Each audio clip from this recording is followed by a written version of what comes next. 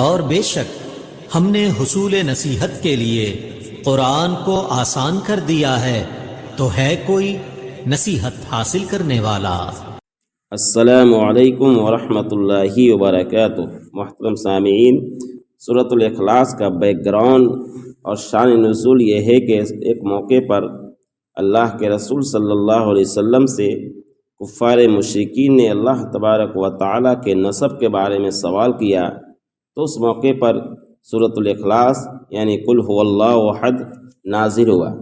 تو اللہ تبارک و تعالیٰ نے فرمایا قل هو اللہ احد، قل کے مطلب آپ کہہ دیجئے، ہوا مطلب واہ، اللہ اللہ، احد ایک ہے، آپ کہہ دیجئے کہ واہ یعنی اللہ ہر اعتبار سے ایک ہے۔ اللہ الصمد، اللہ کے معنی اللہ، الصمد کے مطلب بے نیاز ہے۔ اللہ ہی ایسا ہے کہ سب اس کے محتاج ہیں، وہ کسی کا محتاج نہیں۔ لم یلد، لم کے مطلب نہ، یلد مطلب اس نے جنا۔ یلد کے آسان سمجھنے کے لیے آسانی یہ ہے کہ اولاد جو ہوتی ہے یعنی بال بچے، تو اسی سے ہے یلد، تو اس نے جنا، نہ اس کی کوئی اولاد ہے۔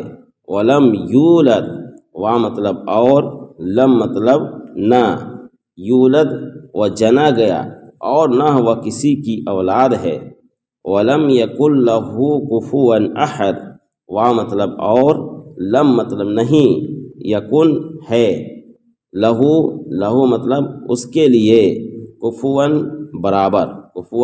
برابر، احد کوئی بھی، اور نہ کوئی اس کے برابر کا ہے۔ تو سورۃ الاخلاص میں اللہ تبارک و تعالیٰ کی وحدانیت کو بیان کیا گیا ہے، یعنی قل هو اللہ احد، اللہ ایک ہے، یعنی اللہ تبارک و تعالیٰ اپنی ذات و صفات دونوں اعتبار سے یکتا اور اکیلا ہے، اس کی ذات و صفات میں کوئی شریک نہیں۔ اس آیت سے یعنی قل هو اللہ احد سے دو طرح کے لوگوں کے عقیدے کی نفی کی گئی۔ نمبر ایک پر ان تمام لوگوں کے عقیدے کی نفی کی گئی جو ایک اللہ کے علاوہ دوسری چیزوں کو بھی خدا مانتے ہیں، اور نمبر دو میں ان لوگوں کے عقیدے کی نفی کی گئی جو ایک اللہ کو تو مانتے ہیں لیکن اس کی کسی صفت میں دوسرے کو بھی شریک کر لیتے ہیں۔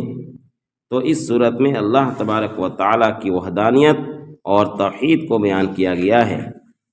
اللہ تبارک و تعالیٰ ہمیں ان باتوں پر عمل کی توفیق عطا فرمائے۔